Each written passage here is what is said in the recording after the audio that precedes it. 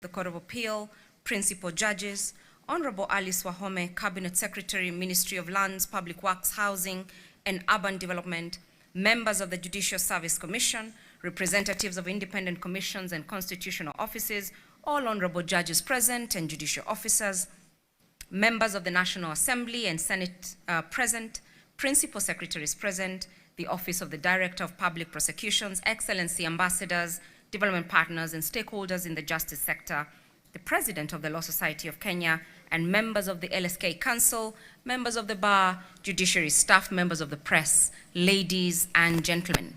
On behalf of the Office of the Honorable Chief Justice and the Judiciary leadership, it is my honor and great pleasure to welcome you to this year's presentation of the State of the Judiciary and the Administration of Justice Annual Report for the financial year 2024-2025, and also the launch of the Social Transformation Through Access to Justice, which is STARJ Simple Guide.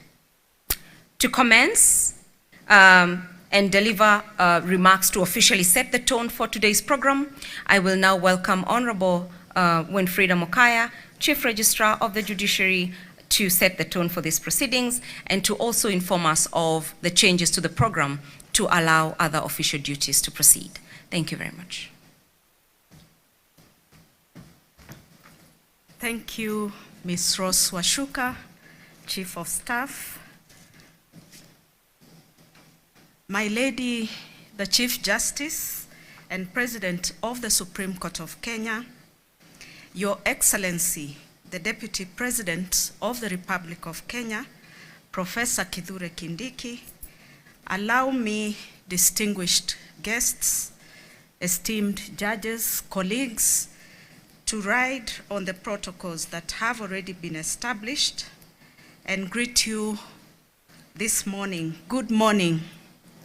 Good morning once again. It is a profound honor and privilege to welcome you all to the launch of the State of the Judiciary and Administration of Justice 2024-25 report. We warmly welcome you to the Judiciary of Kenya, and your presence today affirms the solemnity of this constitutional moment as we account to the people of Kenya, the ultimate custodians of judicial authority.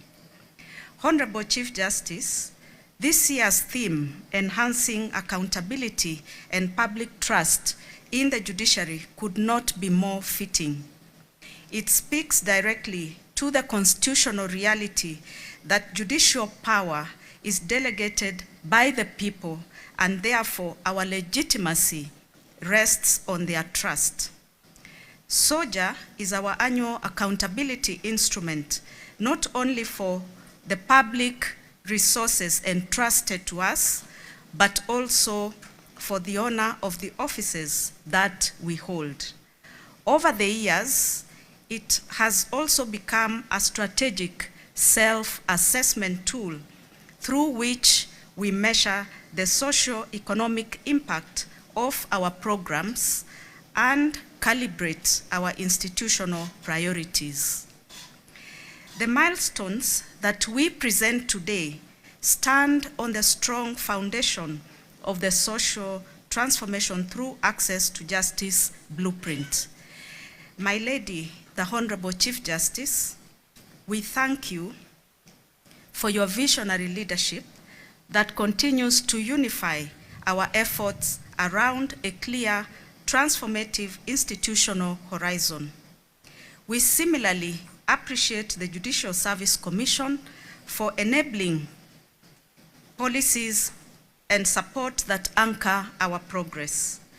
My deepest gratitude goes to our judges, judicial officers, and judicial staff who, despite operational constraints, continue to deliver justice with dedication, integrity, and resilience.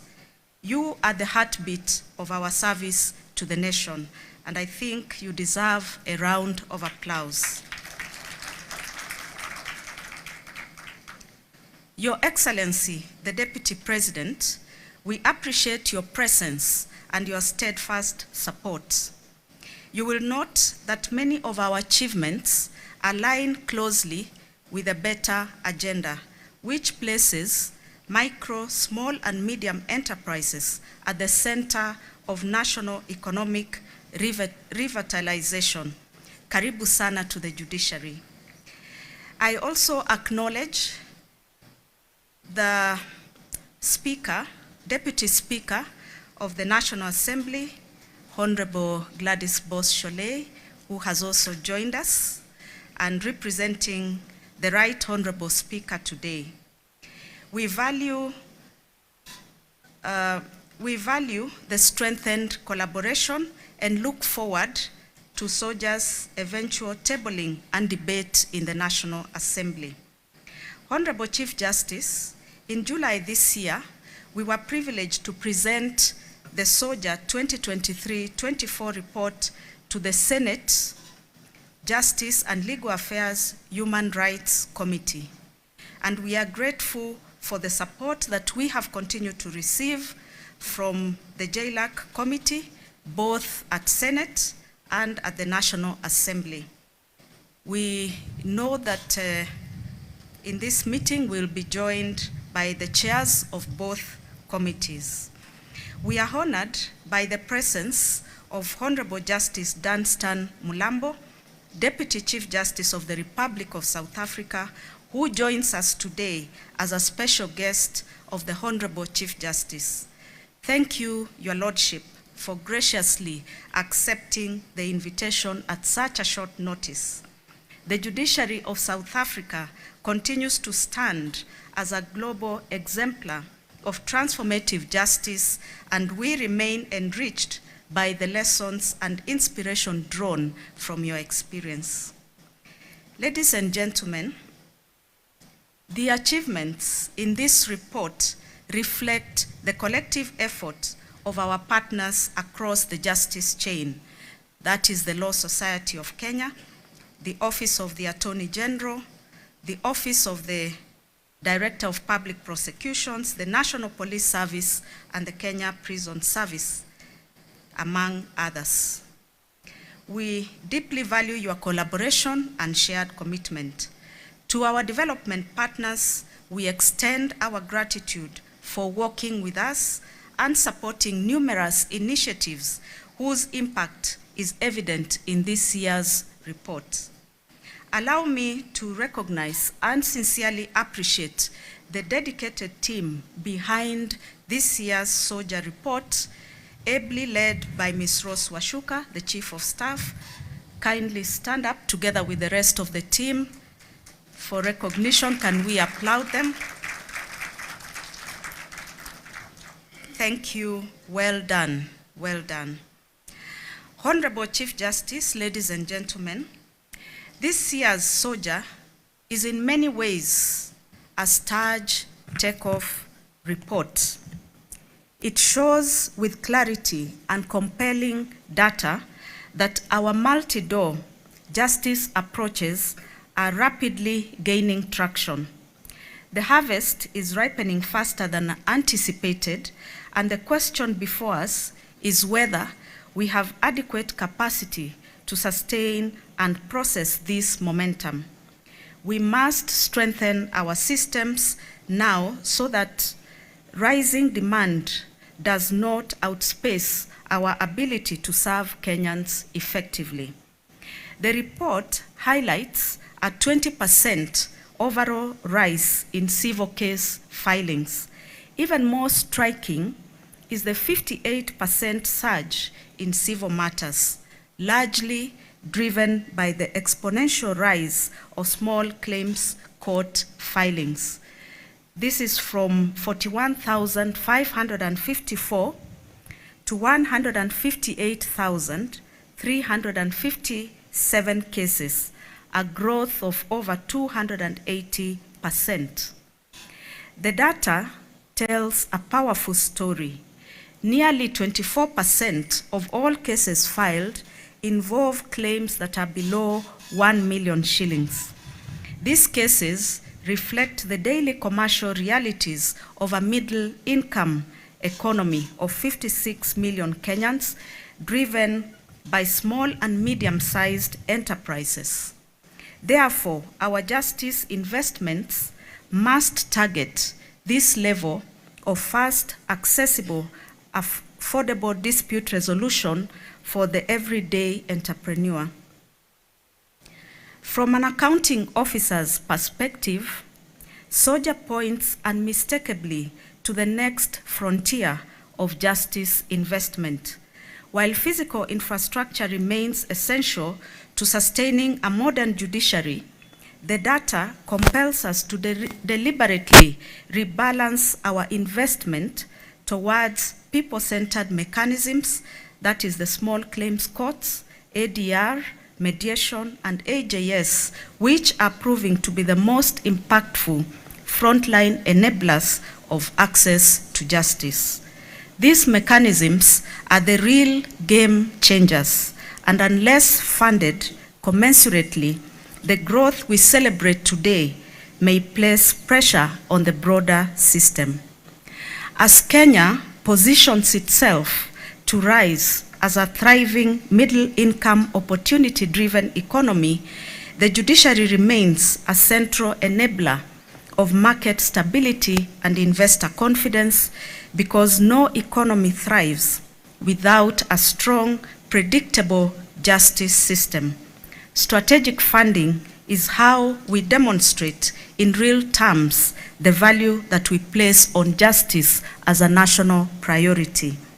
As we launch this report, I invite us all to reflect deeply on its implications operationally, institutionally, and nationally, and as we continue to position justice as a driver of economic progress and social transformation. Once again, I warmly welcome you to this event and to the Judiciary of Kenya. Thank you for honoring us with your distinguished presence. Honorable Chief Justice, given the fact that we are constrained of time because of our chief guest, the Deputy President, there was a proposal to adjust the program slightly in order to accommodate him, given that he has other pressing responsibilities, and it is an honor that he has attended this function. The proposal, therefore, is to move to our the next session of the program, where we are to have the National Assembly Deputy Speaker address us, and then we will also move to the Chair of JLAC in the Senate, Mr. Hillary. You will also address us, and then thereafter I will guide the program on how we'll proceed. So it is now my distinct honor to invite the representative of the Speaker, Honorable Gladys Boss-Sholei, to deliver her address. Please let us welcome her with warm welcome. Karibu sana. Your Excellency, the Deputy President of the Republic of Kenya, Honorable Kithure Kindiki, Your Ladyship, the Honorable Chief Justice and President of the Supreme Court, and Lady Justice Martha Koome, Honorable Judges of the Superior Court, Judicial Officers, the Judicial Administrative Staff, Members of Parliament present, members of the Judicial Service Commission, ladies and gentlemen, allow me to give the compliments of the Right Honorable Speaker, Dr. Moses Wetangula, who is not able to be here today, but sent me to read his speech and sends his best regards. And I will read it as is. I'm deeply honored to join you at this important national event, the launch of the State of the Judiciary and the Administration of Justice report for the financial year 2024-2025. I convey my sincere appreciation to your Ladyship for the gracious invitation and for the remarkable stewardship you continue to provide in advancing judicial independence, innovation, and integrity. I must commend the great strides made by the judiciary in digitization, reduction of backlog, and human resource optimization. Justice must be timely, accessible, predictable, And in the words of Aristotle, the law is reason, free from passion, yet timely administration of justice is what gives that reason its true meaning. This annual report is not merely a constitutional requirement. It is an indispensable accountability instrument that strengthens Kenya's democratic fabric. Our judiciary serves the key roles of protecting the promise of democracy, guarding the soul of the Constitution, and building and maintaining public trust in our institutions. This occasion should therefore not be viewed through the narrow lenses of the launch of the report.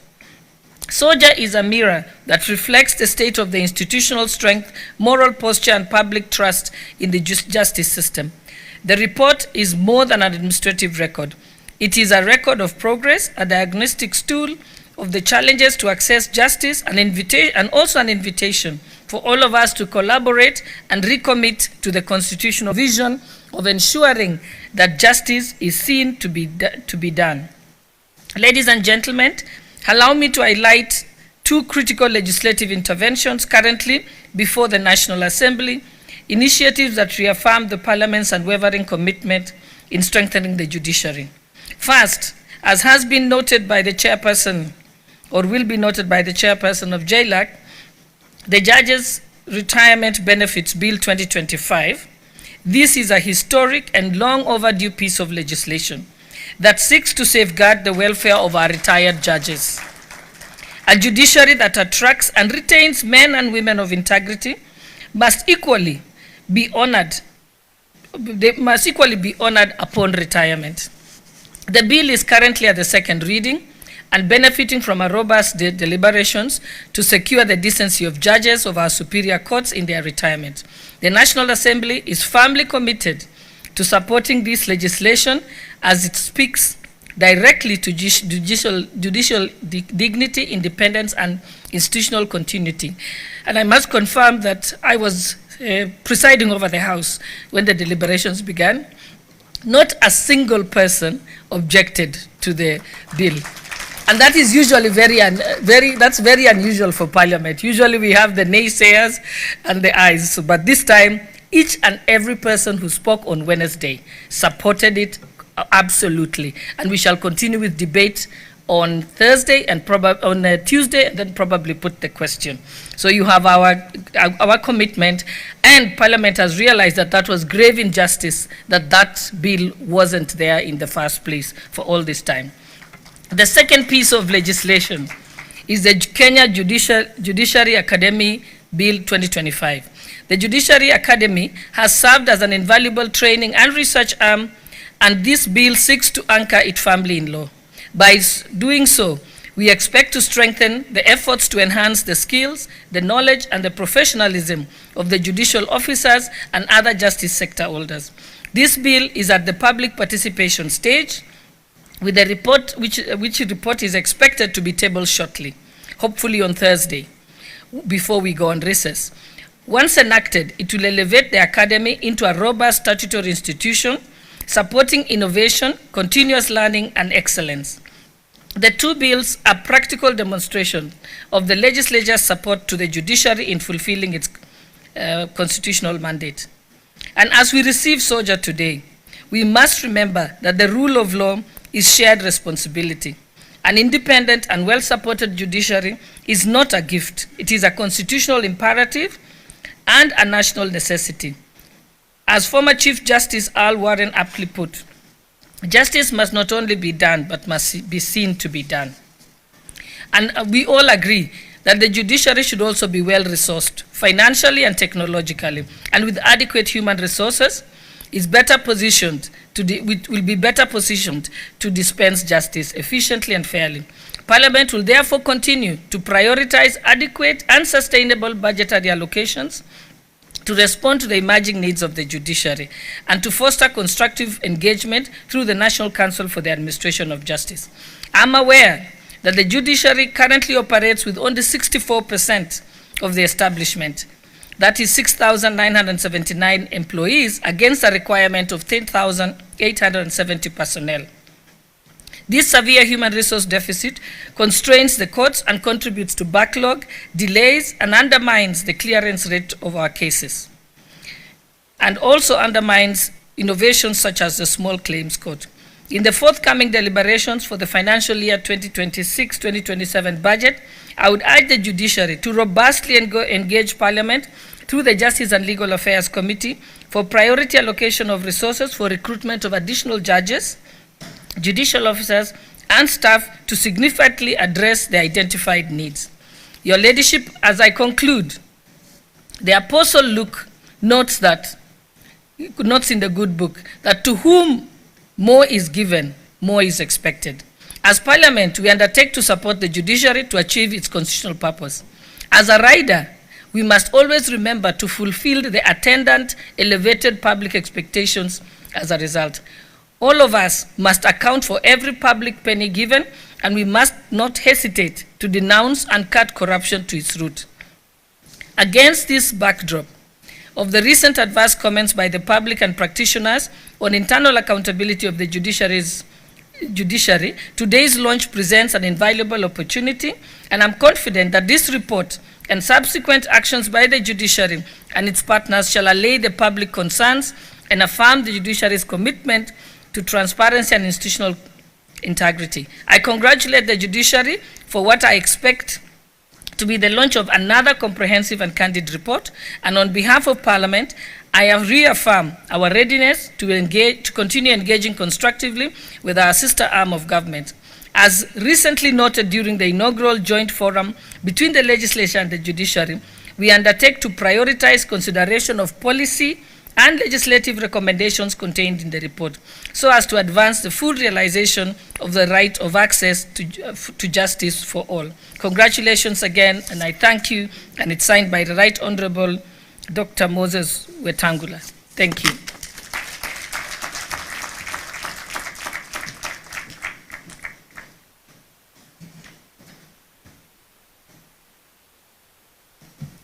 Thank you, Honorable Gladys Boss, for the wonderful remarks and the great speech from the speaker.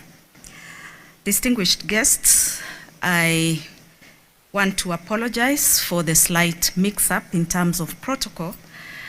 We were actually to have the representative of the JLAC Committee of the National Assembly, Mr. Adan Dawood, representing the chair, to speak, and then the chair of JLAC in the Senate Committee to speak. So kindly accept that apology. Yes. So, Honorable Adan Dawood, kindly, you're welcome to give your remarks.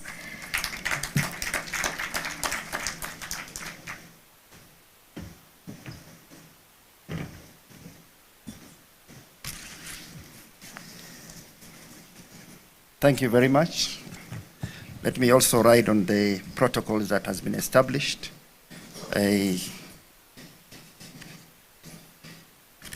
All that I needed to say has been said by my Deputy Speaker regarding what the National Assembly is doing. But let me read the speech of the Chair of JLAC. Good morning, ladies and gentlemen. I am delighted to join you in the launch of the State of Judiciary and Administration of Justice Report, SOJA 2024-2025. Let me begin by expressing my gratitude to the organizers of this event for extending an invitation to me and their efforts culminating in today's ceremony. Your Ladyship, distinguished guests, ladies and gentlemen, Section 52B of the Judicial Service Act, Cap 8A, mandates that the Honorable Chief Justice present the annual State of the Judiciary and Administration of Justice report. Beyond being a statutory report, this report is an essential instrument of transparency, public accountability, and institutional introspection. It enables Parliament, the government, and the Kenyan citizenry to appreciate the judiciary's achievements and ongoing challenges and future inspirations. Your Ladyship, the Honorable Chief Justice, and the entire leadership of the judiciary, as the people's representatives, allow me to laud your able stewardship of the judicial reforms and your commitments to ensuring access to justice for all Kenyans. This progress, reported each year, reflects dedication, innovation, and hard work of the judges, judicial officers, and staffs of the wider justice sector. In particular, I commend the judiciary's efforts in digitizing court processes, strengthening alternative justice systems, and expanding access to justice in marginalized regions. Honorable Chief Justice, initiatives such as Justice e-filings system and establishment of ICT desks at Huduma centers and court stations have transformed the way citizens interact with the justice system. In addition, the judiciary's heightened awareness and proactive response to pressing societal challenges, particularly the alarming rise of sexual and gender-based violence, are commendable.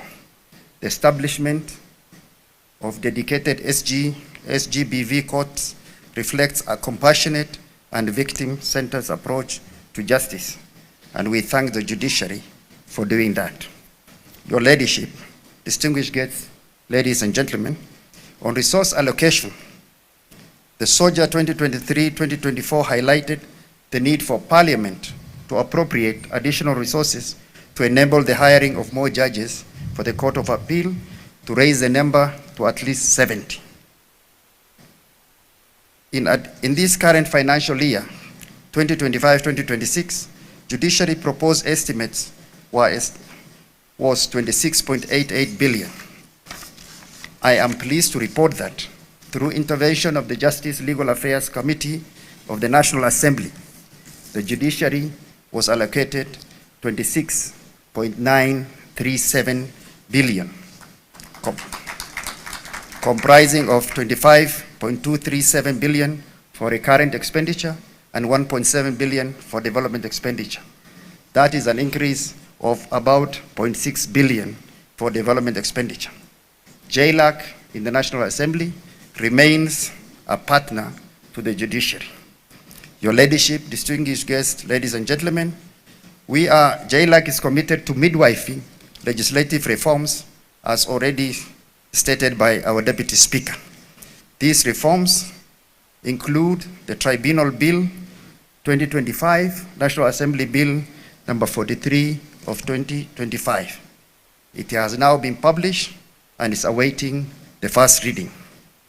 Additionally, JLAC has recommended amendments to the Pensions Act, Cap 189, on judges' welfare, and is now considering the Judges' Retirement Benefits Bill 2025 in a comprehensive framework on pension for judges.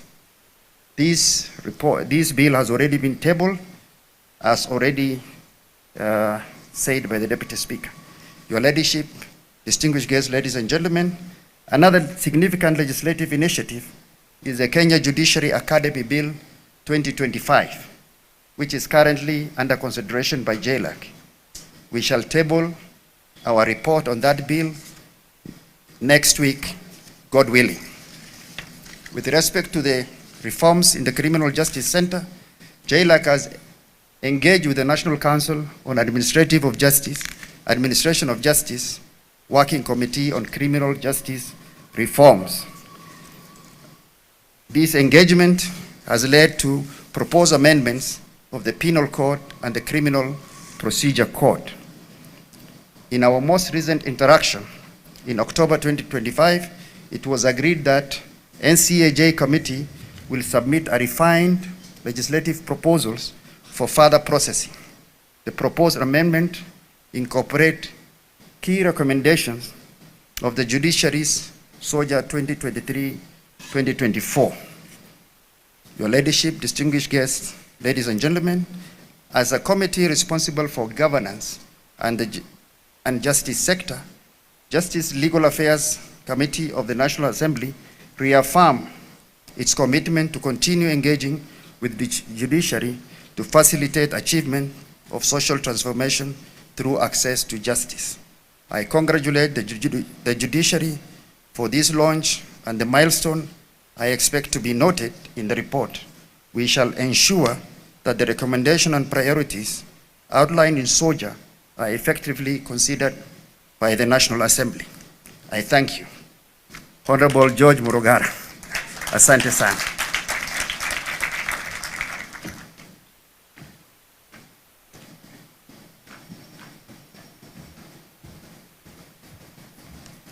Thank you, Honorable Aden Dawood, for the wonderful remarks. As a judiciary, we recognize JLAC as the most consequential legislative and oversight partner, and we continue to appreciate your support.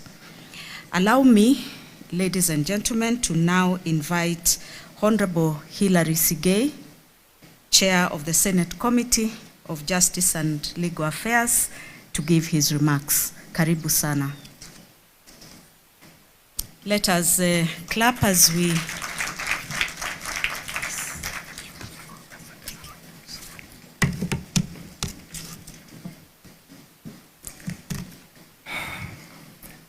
Thank you very much. The Deputy President, His Excellency Professor Kithure Kindiki, the Chief Justice and the President of Supreme Court, the judges of Supreme Court, as well as the entire judiciary fraternity, my colleagues, members of Parliament present, Cabinet Secretaries present, all distinguished guests, and ladies and gentlemen, good morning. Your Excellency, the Deputy President, my sincere apologies for coming in late. I should have been here before you. Kindly accept my apology. And I will just go straight to make comments on this wonderful, great day that we have as the justice system in Kenya. It is my pleasure to join the judiciary fraternity today as you officially launch the annual State of Judiciary and Administration of Justice report for the year 2024-2025. This report is a critical reflection of our justice sector's progress and challenges, serving as a valuable tool for continued reform and accountability. Over the past year, Parliament has engaged deeply with key issues affecting the administration of justice. These include the urgent need to address case backlogs and delays that undermine access to timely justice, the enhancement of judicial independence and integrity, and the strengthening of legal frameworks to protect human rights and promote constitutionalism. Our oversight has also focused on ensuring adequate budgetary allocation to enable the judiciary fulfill its mandate.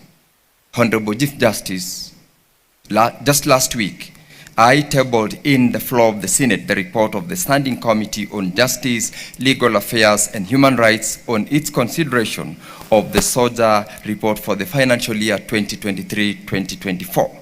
This followed a highly impactful meeting that was held earlier in the year with the Chief Registrar of the Judiciary and the NCAJ team that deliberated on the report.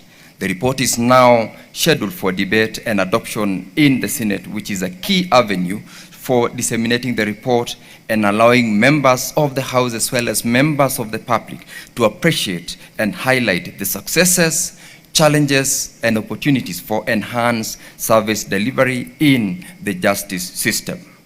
Of note, Your Excellency Deputy President and the Chief Justice, is that our committee in the Senate underscored in that particular report the need to enhance the budgetary allocation to the judiciary in order to facilitate the recruitment of additional judicial officers and critical cadres of judicial staff, and to facilitate the expansion and modernization of court infrastructure across the country.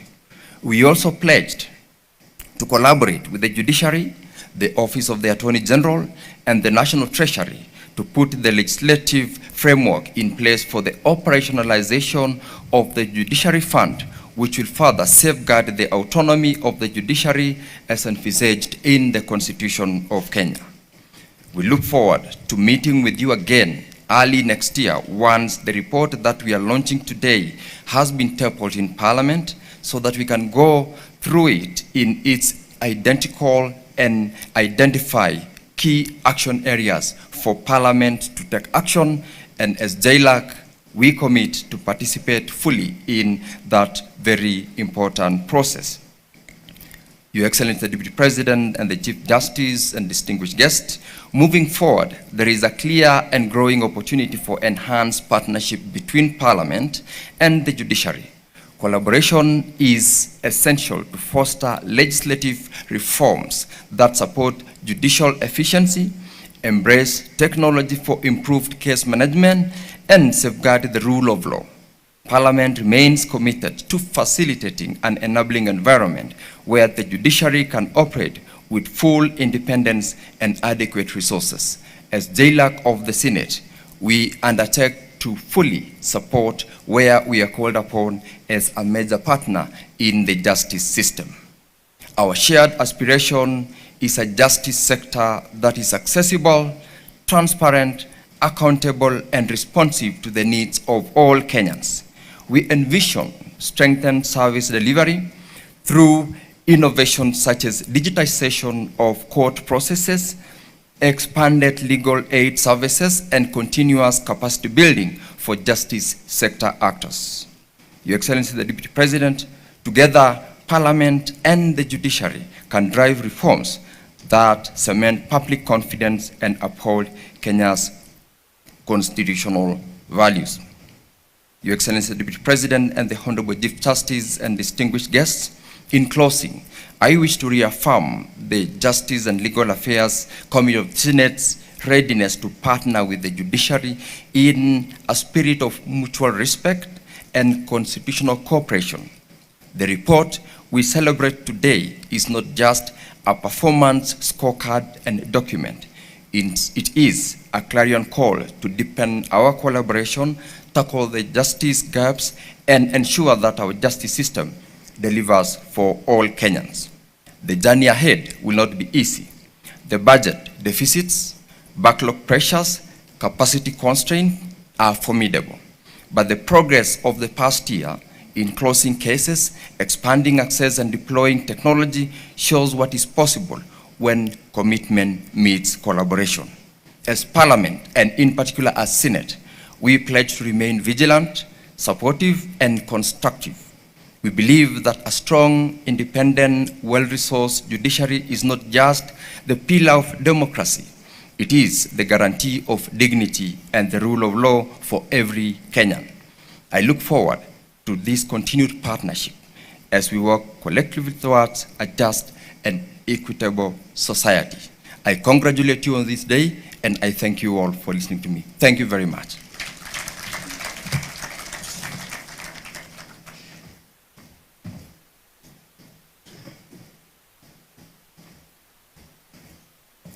Thank you, Honorable Sigei, for the wonderful remarks and commitment to support the judiciary to strengthen service delivery.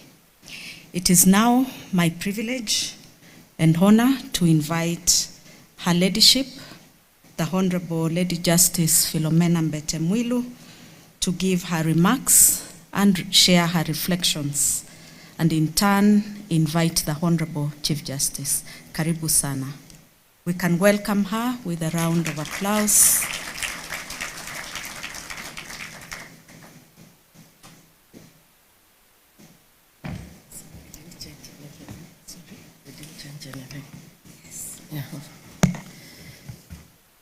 Thank you, Chief Registrar.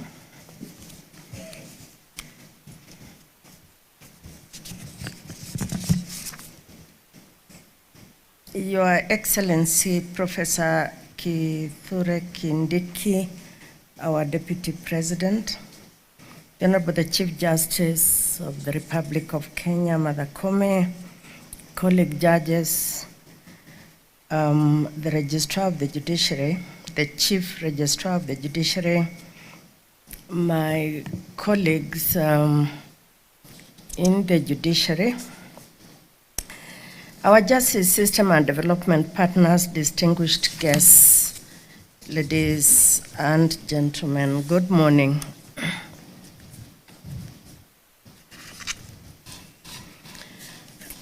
I extend a warm welcome to you all on this most auspicious occasion.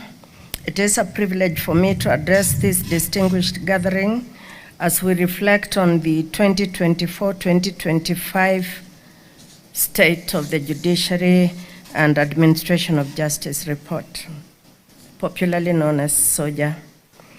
The SOJA report is, in a sense, a public audit of our performance during the reporting period, of how faithfully we have honored our mandate to dispense justice to all persons without fear, favor, affection, or ill will. The data shows visible and commendable progress. For example, more cases were resolved than were filed. Courts across all levels have increased productivity, and we are actively leveraging innovations through digital platforms. We are promoting justice and dispute resolution systems, and we are redistributing caseloads through the Mahakama Popote initiative. All of these towards improving our efficiency and effectiveness. But performance cannot be measured by output alone. It must be measured by equity, consistency, and sustainability. Performance must be measured by impact. It is true that performance must be supported by staffing. The institution is operating with less than 2/3 of her approved personnel. Now, this structural shortage stretches human capacity, it fuels delay, and it risks burnout. It is neither sustainable nor constitutionally acceptable, and thank you, Parliament, for your promises. However, as the judiciary continues to advocate for more resources, we must internally confront inefficiencies, we must improve our operations, and we must institutionalize continuous capacity building, judicial, administrative, to optimize the abundant talents that we have. Friends, if performance is the body of the judiciary, then integrity has got to be its soul. Without it, no achievement, no innovation, and no reform can command public trust. This year saw several commendable steps. We've seen stronger disciplinary systems. We've seen clearer ethical frameworks. We've seen enhanced oversight mechanisms and new integrity structures, such as the court integrity committees and the employee protection unit. These are meaningful reforms. They show a judiciary willing to scrutinize itself. However, we must acknowledge with candor that integrity risks still persist. Some arise from individual misconduct, others from systemic vulnerabilities, and still others from resource constraints that create pressure points where ethical breaches become tempting. The bar of public expectation is high, as it should be. We must ensure that complaints handling systems work consistently across stations, that disciplinary processes are predictable and fair, that corruption risks are mapped and mitigated before they escalate beyond reach.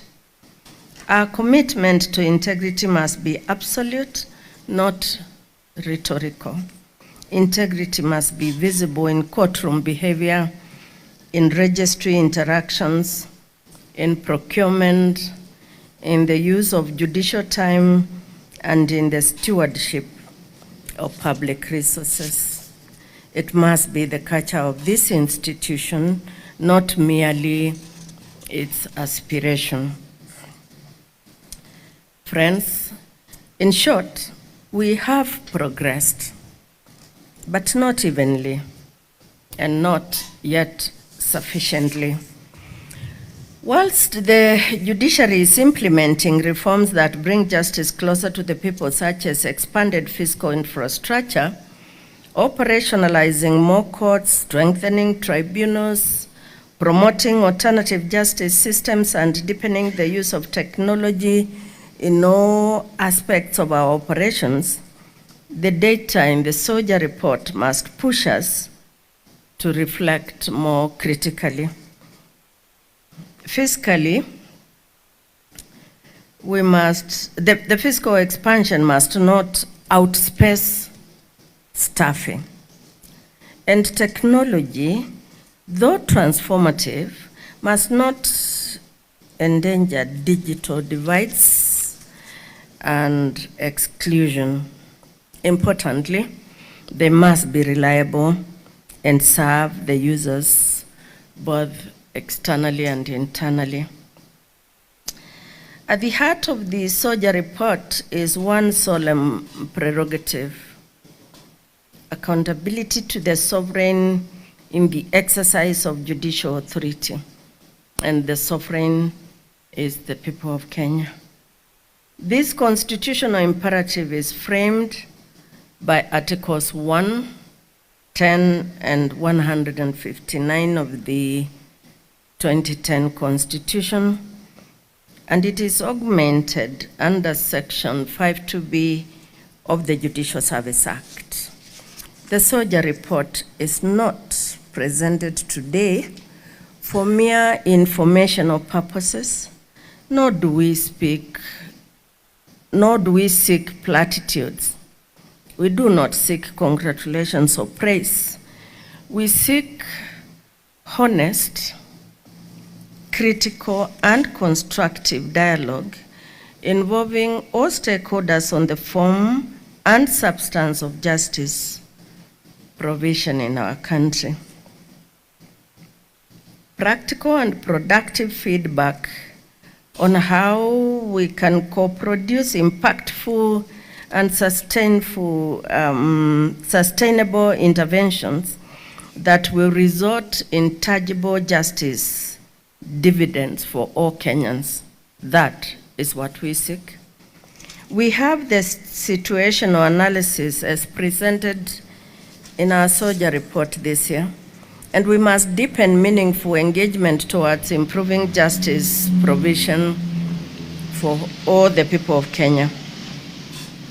The soldier report provides a detailed snapshot of the status of the judiciary as it frames the justice context from the judiciary's perspective. It is also an invitation for support and engagement towards the realization of the people-centered justice vision as contained in our institutional compass, the START blueprint.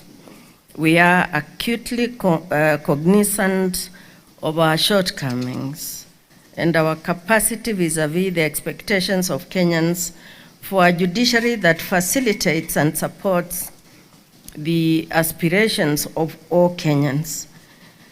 How we maximize our strengths, exploit our existing and potential opportunities, how we address our challenges and weaknesses, and importantly, how we ensure resilience and sustainability will require support from across the justice sector and from all our stakeholders. The soldier report provides a critical baseline in that regard. Friends, Our progress is real and our challenges are significant. Our resolve must be unwavering, therefore. Let us together recommit ourselves to a judiciary and justice system that is not only effective but exemplary, not only efficient but ethical, and not just accessible but transformative. God bless all of us here present. God bless the Judiciary of Kenya, and God bless the Republic of Kenya. It's now my pleasure to welcome the Honorable the Chief Justice of the Republic and the President of the Supreme Court to give us her address. Thank you very much. Thank you very much, my sister, the Honorable Deputy Chief Justice and Vice President of the Supreme Court. Your Excellency, Professor Kithure Kindiki, Deputy President of the Republic of Kenya, my dear friend and brother, the Honorable Dunstan Mulamba, Deputy Chief Justice of the Republic of South Africa, Honorable Gladys Bos-Chole, our Deputy Speaker, representing the Right Honorable Speaker, Dr. Moses Wetangula, Honorable Hilary Sigei, my colleague, Justices of the Supreme Court, Court of Appeal, High Court and Courts of Equal Status, judicial officers, directors and staff, our development partners, distinguished ladies and gentlemen, our guests this morning, good morning. Good morning again. Thank you so much for honoring us with your presence to launch this year's Sonja report. Before I go to my speech, because I've been given this segment of the program to learn, I wish to call two dear friends, beginning with my friend, the Honorable Cabinet Secretary for Lands, Madam Harris Wahome. She is one of us. She has practiced law for many, many years. I just want her to greet us. I know she is seeking permission from His Excellency, the Deputy President, but I am here. This is my time now. I want her to greet us because she is in charge of our key Ministry of Lands. We live on land. Our courts are in land. And therefore, she knows the reason why I want her to greet us this morning. Welcome. Freds don't ambush each other. I am thoroughly ambushed by my good friend, the Honorable the Chief Justice and President of the Supreme Court. All protocols observed. My Deputy President is here, and he's officially the one giving the speech, and he asked me which side I am. I think I have been betrayed also. Good morning. I really don't have a speech, and I did not expect to come here, but I want to confirm that I know that my ministry is the largest maybe occupant in terms of the register of cases throughout the country. And we continue seeing very good jurisprudence coming up. And yes, we ought to be maybe doing much better, but all efforts are being done by the government and put in place in terms of funding also, so that we can reduce the cases that are coming even to the judiciary for litigation. That obviously means that we must do automation. We must complete our ADISASA system. The National Land Information and Management System needs to be complete, and that will secure the land the land tenures, everything, our security of documents, and therefore, Honorable Chief Justice, I also know that this particular, maybe from this wall up there, you have been waiting for titering of the judiciary plot, but not just yourself, actually also the COMESA. We are evaluating, and I know I gave a commitment, and I have been charged by the Deputy President to make sure that we complete that exercise. I want to confirm that we are working on it, and we cannot, of course, be the ones fighting the judiciary in terms, you don't have, in fact, enough space, and therefore we will continue working with you. Thank you for the efforts, the work you do in terms of land cases, but I want to plead that in most cases, if the courts were to call for records of the ministry, the record for land in every other parcel, you will get an answer there, because those that have been alterated, those that have been fraudulently altered, the chief land registrar should give the solution and assist the judiciary coming up with the right answer. Thank you very much. Thank you. Judges wanted to hear that, especially when we will receive our title for this plot, because they have been asking me and I did not have an answer. Thank you very much. My next special guest, with your permission, Your Excellency, our Deputy President, is the Deputy Chief Justice of South Africa, Justice Mlamba. I request you, my brother, I know we ambushed you from a conference you are attending to grace this occasion, and I want you to share a few remarks before I give my speech. Welcome. Thank you very much, Chief Justice.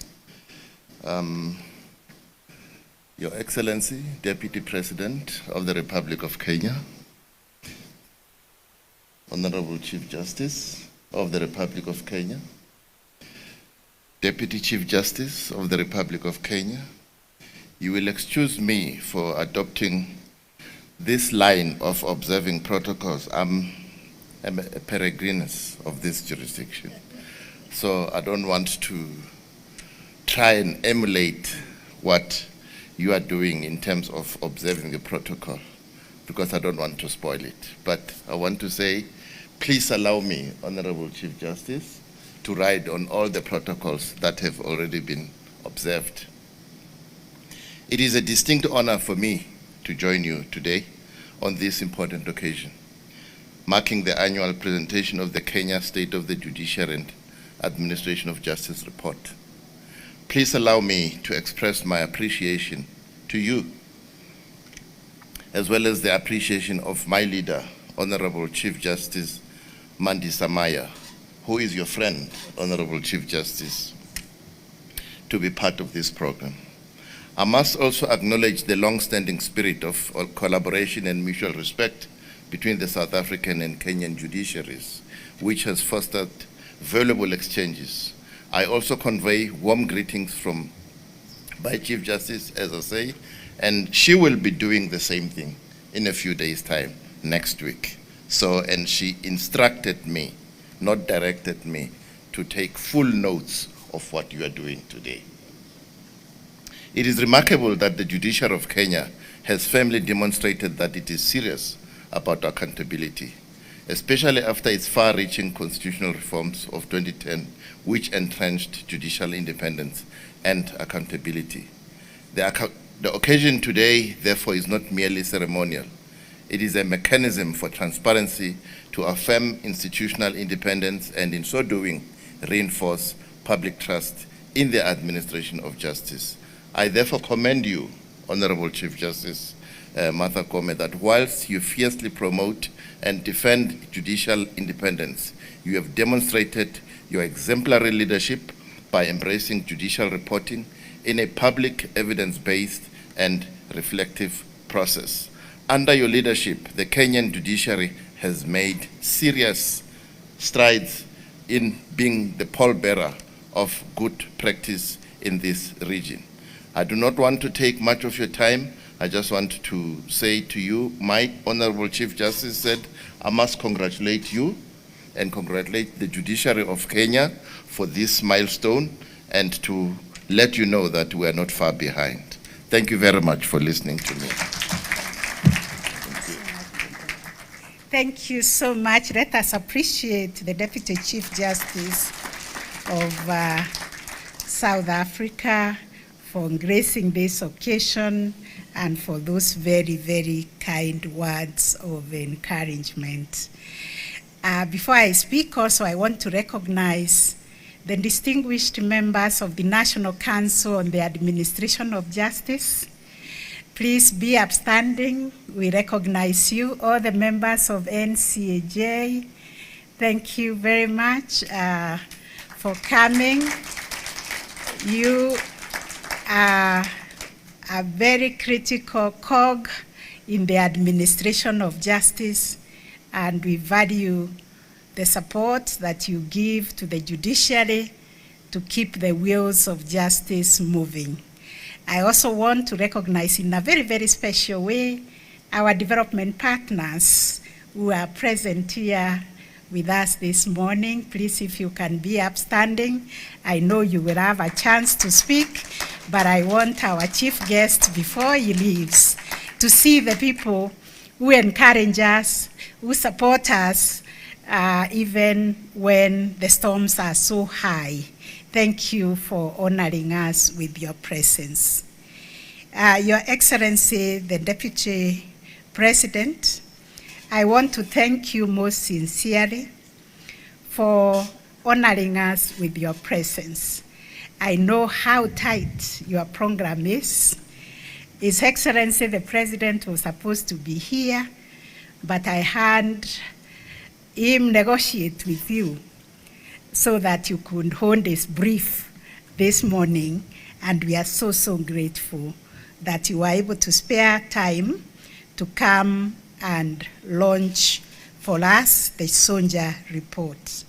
I also want to thank the representatives of various arms of government, agencies in the justice sector, our development partners, and stakeholders for joining us for the presentation of the State of the Judiciary and Administration of Justice report for the financial year 2024-2025. Your presence here today reflects a shared national commitment to all of us strengthening the rule of law and advancing the administration of justice. This occasion marks an important moment in our democratic calendar. The Sonja report is not simply a statutory requirement. Like other speakers who have spoken said, it is a constitutional duty anchored in the values of transparency, accountability, and public participation. Through it, the judiciary provides a candid account of the work we have done in the past year, how we have exercised judicial authority, the progress achieved, how we have utilized the resources given to the judiciary. We account for the challenges we have encountered along the way and the reforms that we wish to undertake. This annual report reinforces the judiciary's transparency, accessibility, and accountability as an independent arm of government. It is through such mechanisms that we keep faith with the sovereign will of the Kenyan people, where we remain open to scrutiny and continue to engage Kenyans so that we can build public trust in the administration of justice. The theme of this year's report, enhancing accountability and public trust in the judiciary speaks to our institutional focus on enhancing public trust, which is the lifeblood of any justice system.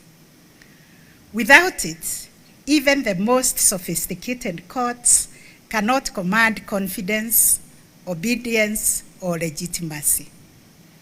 For this reason, the judiciary has continued to strengthen the integrity of our systems, deepen internal accountability, to improve performance management, to widen access to justice, and to accelerate implementation of the social transformation through access to justice blueprint.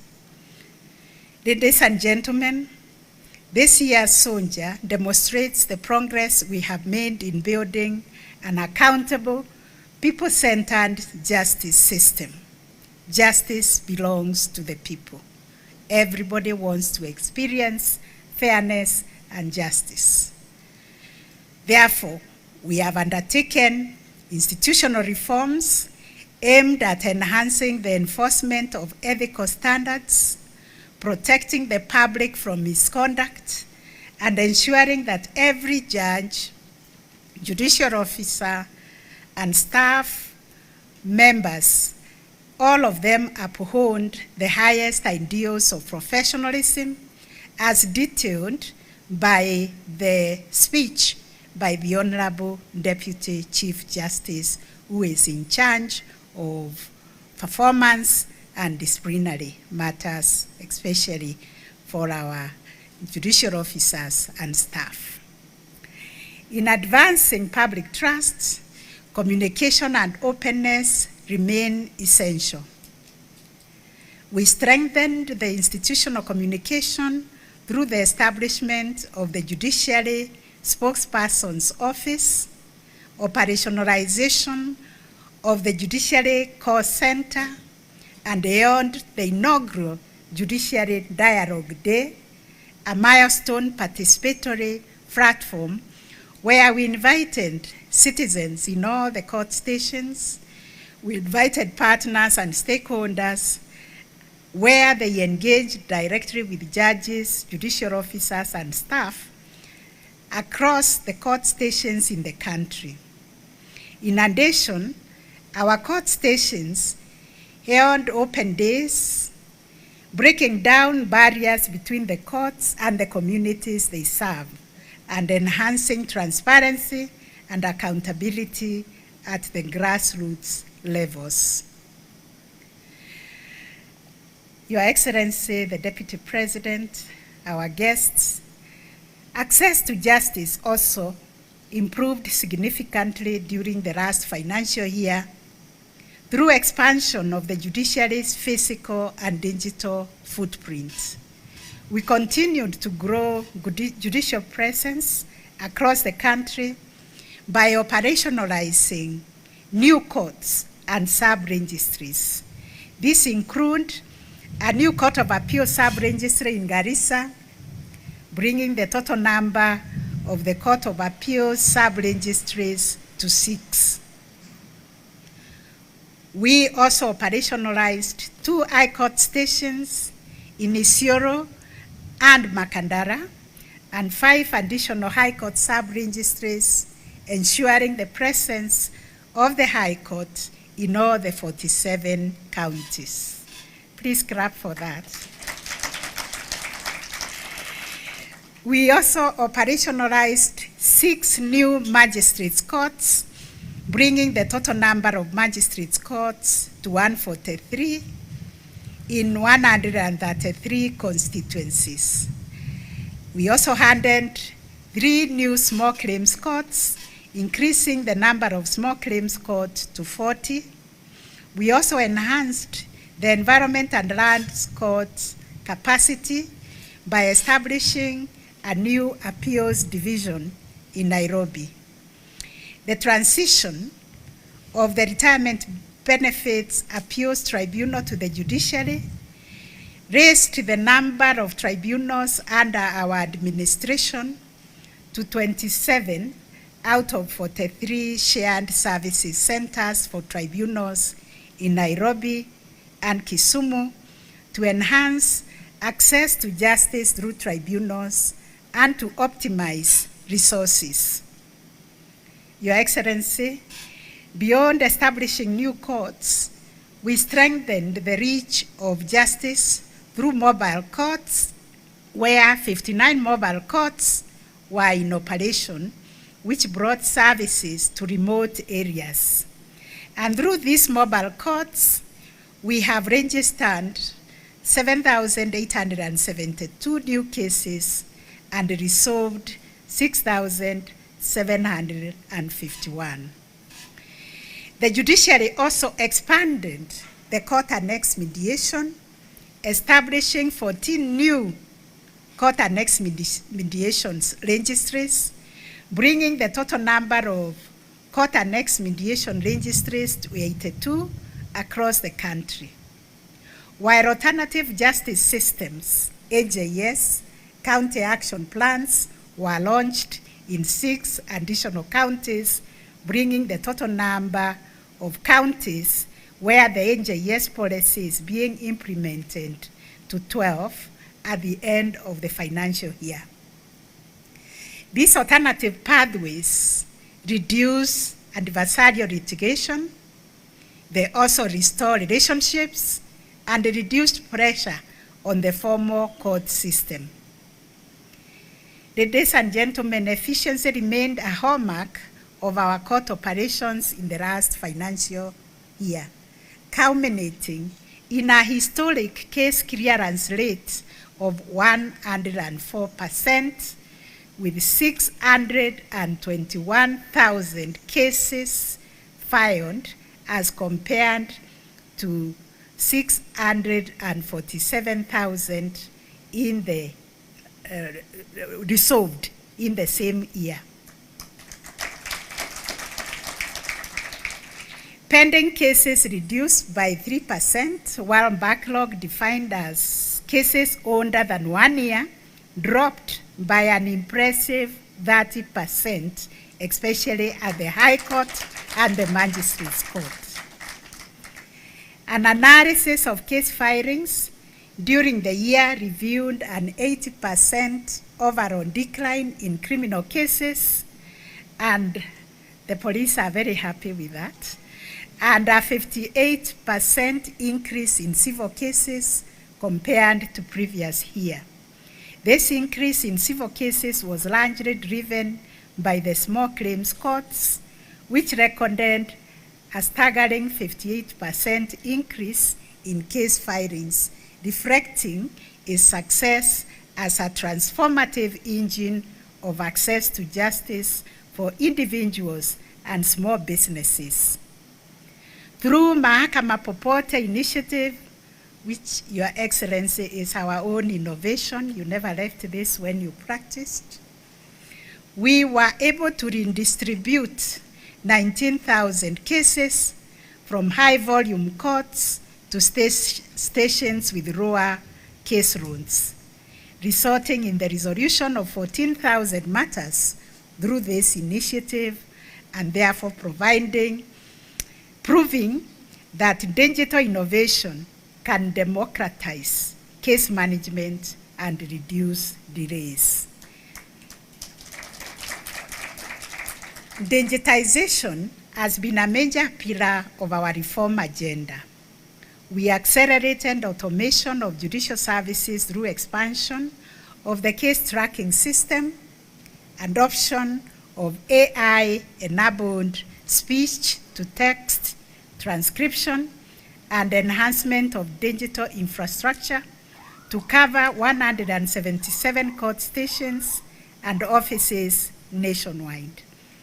In addition, we launched the Judiciary mobile application, which has enabled us to improve accessibility of our services by enabling litigants to track their cases, obtain updates, and access information in real time, especially obtaining dates and the mentions of their cases.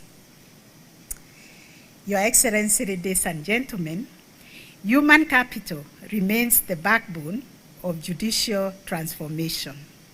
The judiciary's workforce, as has been mentioned, stands at 6,979 employees, representing 64% of the approved establishment.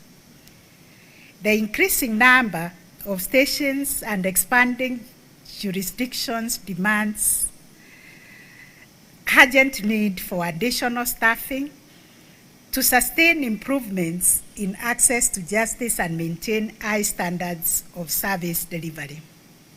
Yesterday, we went to Parliament to listen to the State of the Nation address by His Excellency the President. We had to run away, me and the Deputy Chief Justice, because the members of Parliament are reaching out to us to open a court in their constituencies. And we don't have money to open. So we told them to allocate us money, and then we'll be able to hire staff, because they said they can even build the court for us.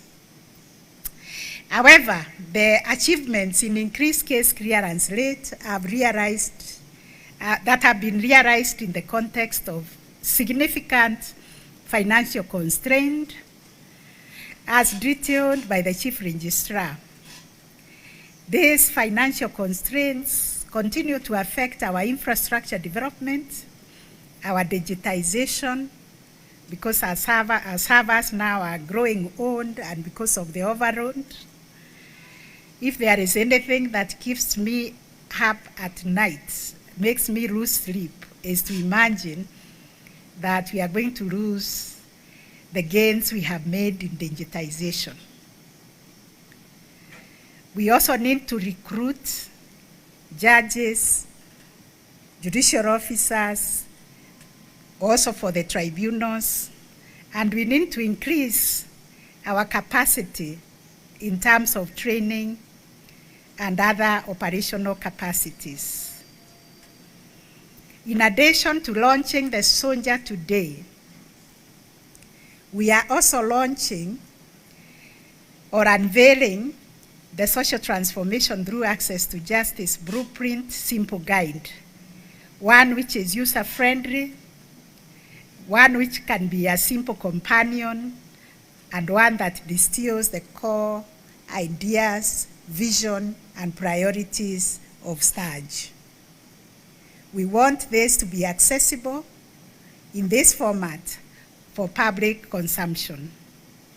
This guide is designed to demystify our judicial reforms agenda. It's also meant to clarify the judicial transformation journey and empower judges and judicial officers, staff and citizens, our partners, our stakeholders and justice actors understand in a meaningful manner what STARGE is all about, and also to participate in our people-centered justice agenda. This simplified guideline reflects our commitment to transparency, civic education, and ensuring that Kenyans not only access justice, but also comprehend the systems, the processes, and the values that animate it. By providing clear explanations of the outcomes, strategies, and priorities that we are pursuing, and the role of each actor in strengthening justice delivery, the guide serves as a practical tool for fostering partnership and accountability in this reform journey in Kenya and beyond. In conclusion, Your Excellency, ladies and gentlemen, the Soldier Report affirms that the judiciary continues on a steady path of transformation, becoming more efficient, more transparent, more accessible, more responsive to the needs of the people of Kenya. Our progress is the result of dedication of judges, judicial officers, and staff,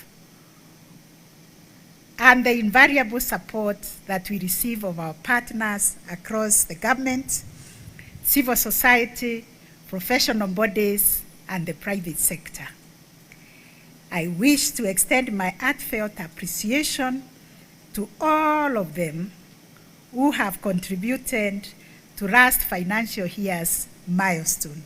This is work of our collective efforts that has taken us this far. And with those remarks, it is now my honor and privilege to invite His Excellency the Deputy President of the Republic of Kenya, Professor Kindiki, to deliver his speech. Thank you, Your Excellency.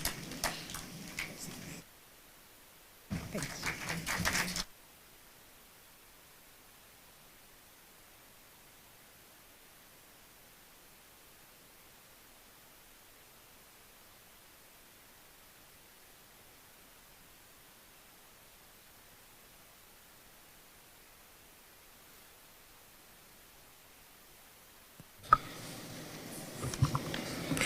Asante sana. I would have used that one also. Chana protocol mingi. Good morning.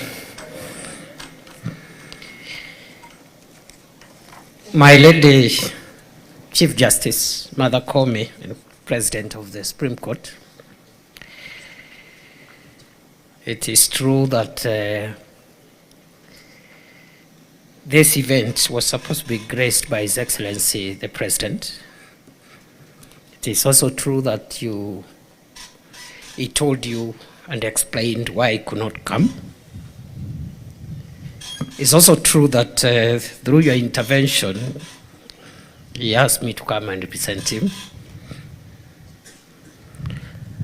However, my lady, as good lawyers say when they want to disagree with a judge, with great respect, the president did not negotiate with me, and the president cannot negotiate with me to come here.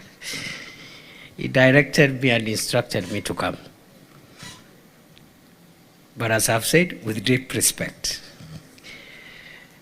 Now, I'm happy to be here in a very familiar territory.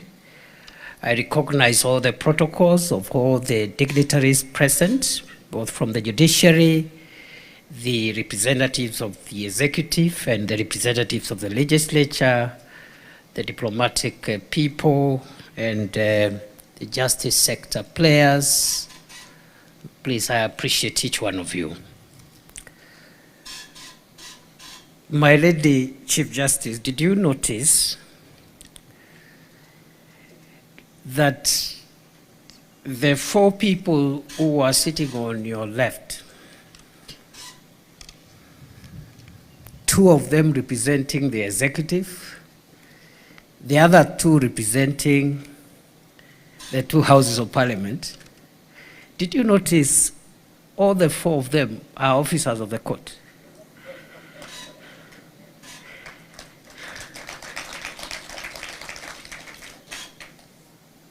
That's how powerful you are. And so we will behave ourselves accordingly. In fact, we were consulting there when I was talking to my sister there, Minister for Lands. I was asking her on which side, where are we? Are we in court or where? We need to understand how we behave. So we are glad to be here. The judiciary, not just in Kenya, is a very powerful institution.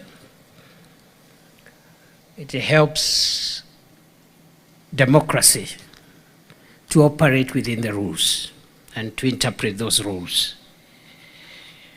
But my Lady Chief Justice, great power comes with great responsibility.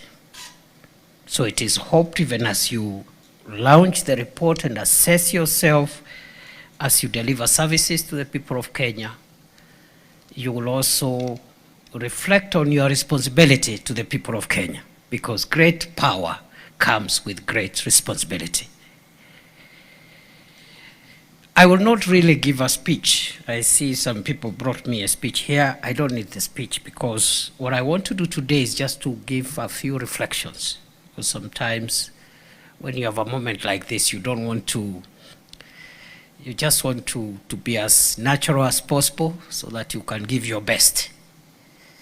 So let me just say that this administration came into office at a time when there was an institutional confrontation between the executive and the judiciary. The executive had declined to swear in 6 judges who had been hired to serve in the Court of Appeal. President William Ruto, in his inauguration speech in Kasarani, promised that upon taking oath of office, he will swear those 6 judges, which he did, I think, the following day. From that moment, there has been no doubt that this administration believes, supports, and affirms the place and stature of the judiciary in our democracy. Allow me, my lady, the Chief Justice, distinguished guests, to also point out 3 other things that this administration has done to demonstrate goodwill and commitment to affirming the place and posture of the judiciary in our democracy. 1, this administration is the administration that has sworn in the highest number of judges of superior courts within 3, and if you extend it, 4 years. Other than in 2003, when we had many judges taking oath of office under the new constitution, there is no other administration which in 3 years the head of state has sworn as many judges of the Supreme Court. And therefore I take pride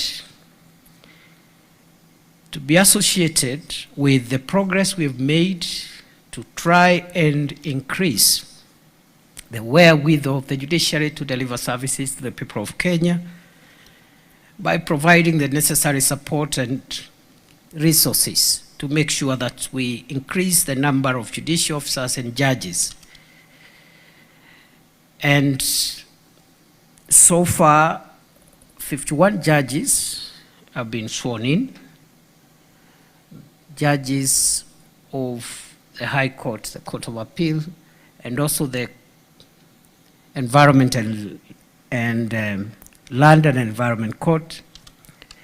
Another 40 are in the process of being recruited, and another 45 will be recruited next year.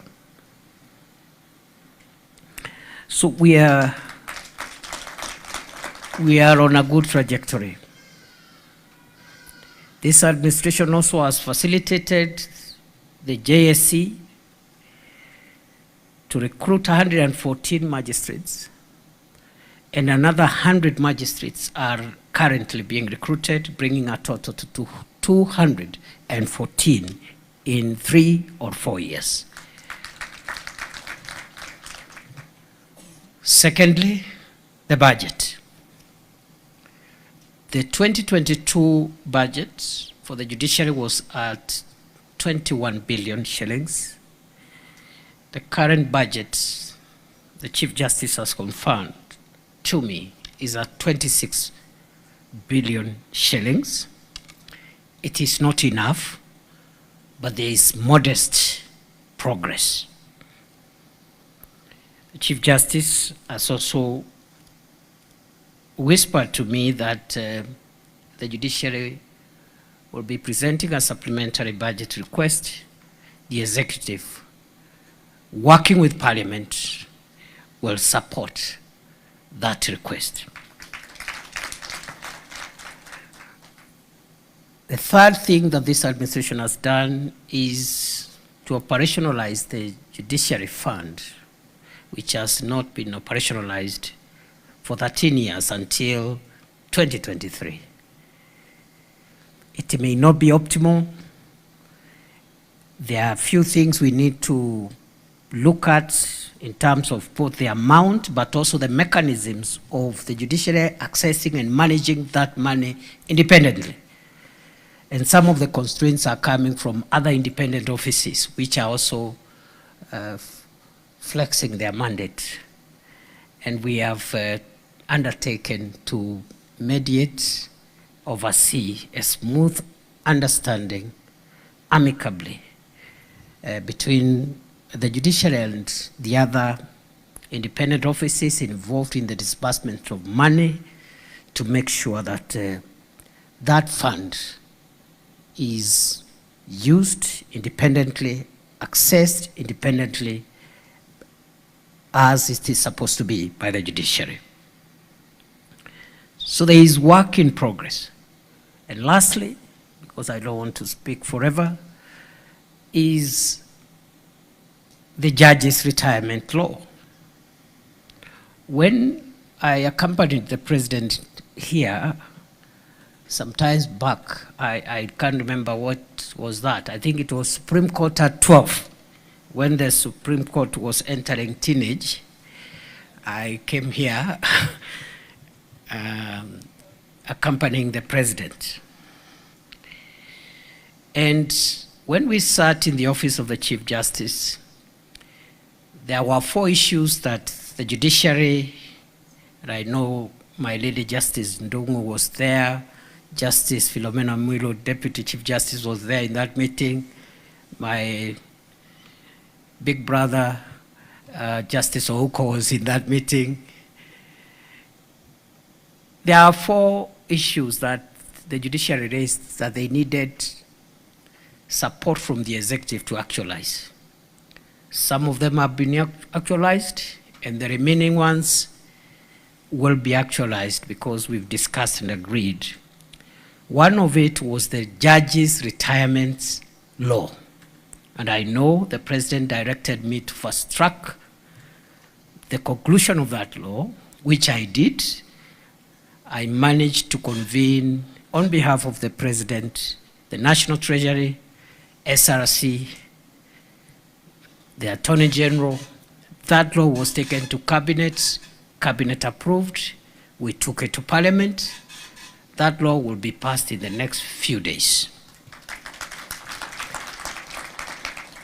That is a demonstration of goodwill because it is wrong for people who have served the country in the esteemed office of judge to retire into poverty where they cannot even access medical treatment, where they cannot even move. They are walking in old age after serving so many years as judges. And therefore, these are just some of the pointers to work in progress towards affirming and supporting the judiciary so that they can be, the judiciary can be able to deliver on the mandate that is given to it by the Constitution. And so that is where we are. I have said a few other things remain, and we can discuss that later on, Chief Justice, and they will be done because that work was delegated to me and I don't fail. I have never failed, I don't fail. The remaining thing, I am glad you called my sister here Alice. She's the one holding us back in one of the issues. It's like you are reading my mind. And when she came here, she spoke very well, of course. But she didn't tell us when you will have the title deed. She said as soon as possible, but that's not what we agreed, my sister Alice. Because again, we negotiated that here with the judiciary, and that meeting was chaired by the President of the Republic. And a decision was made, and I was delegated to follow up as the mtu wa mkono. My sister Alice, you must give the judiciary their title deed before Christmas for this place. And the same way, I am also here because I ought to have been somewhere else, but I was directed to come here. So I'm also cascading my influence and asking you to honor that, to honor that commitment by the president, so that we give the judiciary a Christmas of a new judges' retirement law and the title deed to their land here. Having said that, let me commend you, the judiciary through the Chief Justice, on the progress you've made, the automation. I think the judiciary of Kenya has made tremendous strides in automation. And I must thank the development partners who have supported the judiciary of our country to make those strides. I agree with you, Chief Justice, that we should not lose the gains we have made in automation. It has helped in case management and also the speed of the service delivery. When COVID-19 struck our country, the retired Chief Justice David Maraga rules also helped us further by introducing virtual courts and hearings and filing of pleadings and so forth. Let us not, Corona is no longer here, but let us not go back, because what Corona taught us is that some of the things we do really, we can do them differently and get faster results. So I want to commend you on automation. I also want to commend you as the Kenyan judiciary on the strides you've made in the promotion of ADR, AJS, and mediation. Having done that, allow me to conclude my remarks by giving reflections. And my reflections will be not on the administrative and practical and operational issues I've been talking about, but my reflections are jurisprudential, because at the end of the day, the decisions that courts make, especially superior courts, is what now helps us put together the entire service delivery ecosystem. And that's what guides our clarity on the law and the Constitution.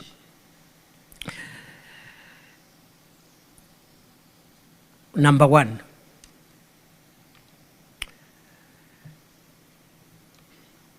as I said during my remarks during the Supreme Court at 12,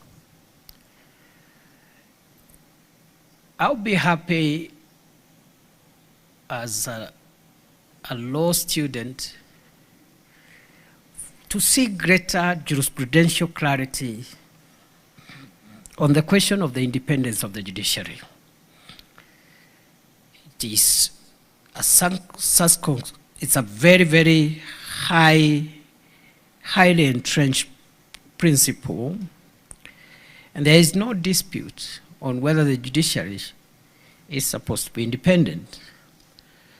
What we are looking for is clarity on where that independence meets with interdependence with other arms of government, because at some point, however extreme, however pure that doctrine is, at some point it will intersect with interdependence. That is my understanding of separation of powers, and the old doctrine of Montesquieu, and all the students of constitutional law in the House will agree with me.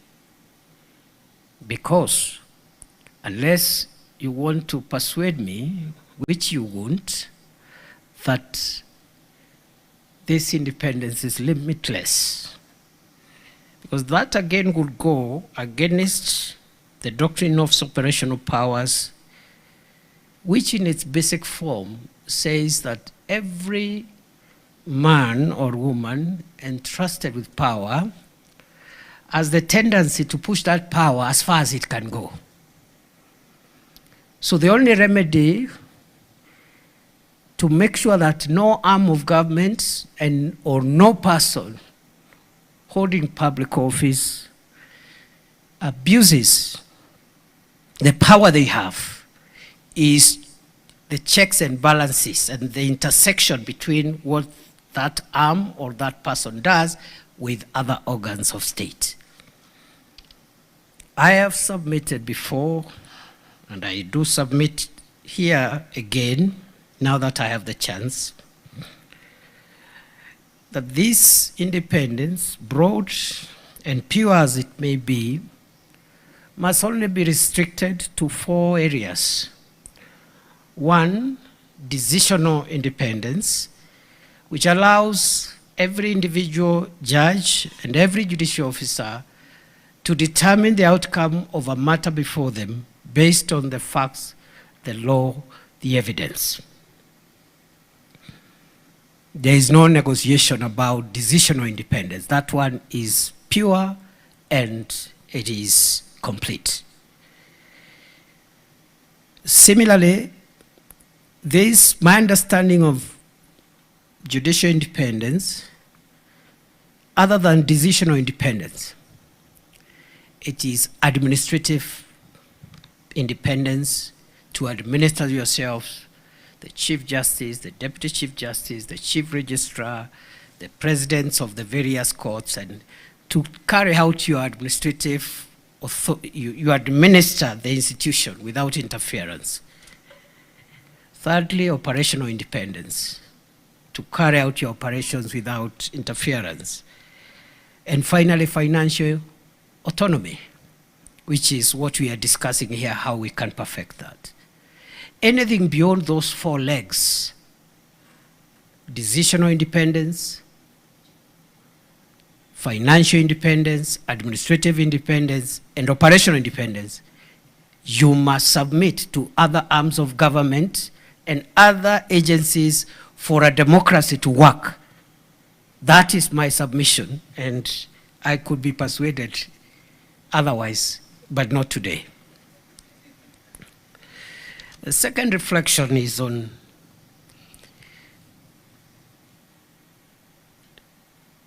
the clarity that we aspire for around our very progressive constitution.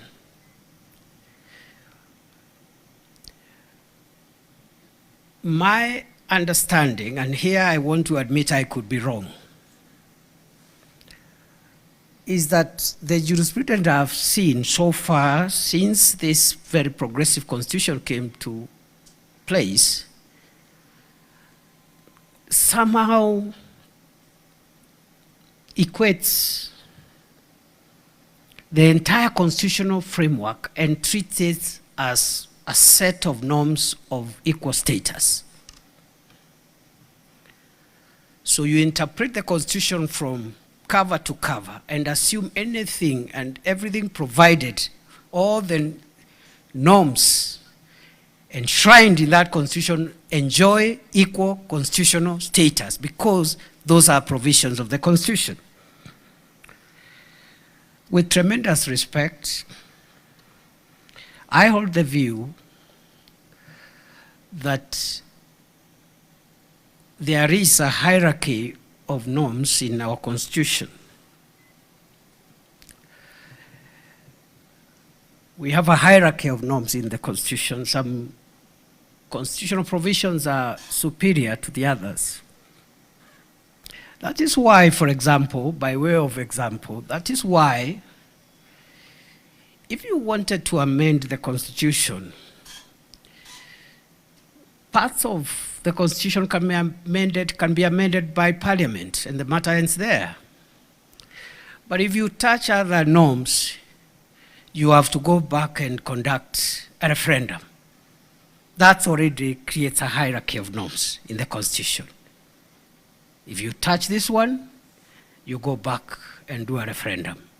The others, you can amend. That is just one example of the hierarchy of constitutional norms. The same document, same constitution, but it creates a staircase of norms.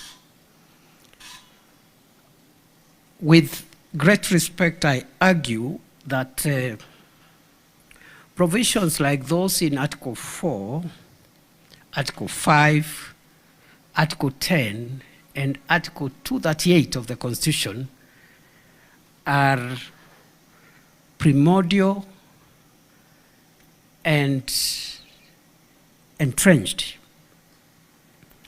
national interest issues which cannot be varied even by the judiciary. If the judiciary attempts to vary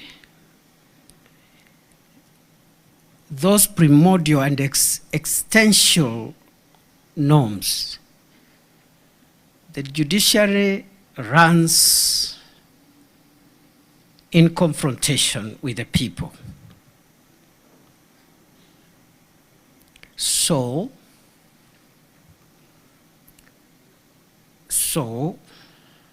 the same way some norms are superior is the same way they should be interpreted with care. With care, and I dare say with great care. Because if it is, for example, constitutional amendment, you cannot, for example, amend Article 4, which says Kenya is a multi-party democratic state. If you want to amend that article, you must go to the people for them to decide we are no longer a democracy, we are a dictatorship. So the same way that provision is given that superiority, and there are many others, it's the same way the interpretation of those norms must be very, very carefully handled. And therefore, this hierarchy of norms, we need to see more of it. I brought in Article 238 because Article 238 has bits and pieces. If you read it with Article 10, you'll find bits and pieces of what the framers of the Constitution consider to be the core national interests that must be protected. The internal and external threats to the existence of Kenya are in Article 238. And I'm sorry here, I'm a bit biased because in my journey of service to the nation, I have for 2 years been in charge of the national security of Kenya, and therefore I have a bit of bias there because Article 238 talks on what the national security agencies for both internal security and defense must protect from our sovereignty and the other elements in Article 238. The third and second last reflection is on our Bill of Rights. I want to commend our judiciary for doing a wonderful job in providing a good jurisprudence on our Bill of Rights. Going into the future, I want to respectively suggest that the judiciary should help us to unbundle the Bill of Rights beyond the political and civil rights, because that's where we have concentrated on. I see my Lord here, the Deputy Chief Justice of South Africa. I have a lot of admiration for the legal system and the judiciary of independent South Africa. And again, let me first of all declare a conflict of interest. Part of my education, part of my modest education was acquired in your great country. But having said that, having declared interest, you know, there's nothing wrong with conflict of interest, so long as you declare it, and also assure that it will not interfere with the decisions you make. Now, our country has done so well in providing very robust interpretation of the Bill of Rights, but unfortunately until now, we have concentrated on unbundling civil and political rights, which are the first generation rights. Yet, the Constitution of Kenya places at the center of the Bill of Rights socio-economic rights. The reason I mentioned South Africa is because the South African Constitutional Court has given us great jurisprudence on many issues, starting with the right to life issues in the South Africa versus Makwiny case in 1995, the first landmark decision of that Constitutional Court. But on the question of socio-economic rights, the famous case of South Africa versus Subramani, the man who had chronic kidney failure and was confronted with a denial for treatment in a South African hospital, yet the Constitution of South Africa, just like the Constitution of Kenya today, had a provision saying,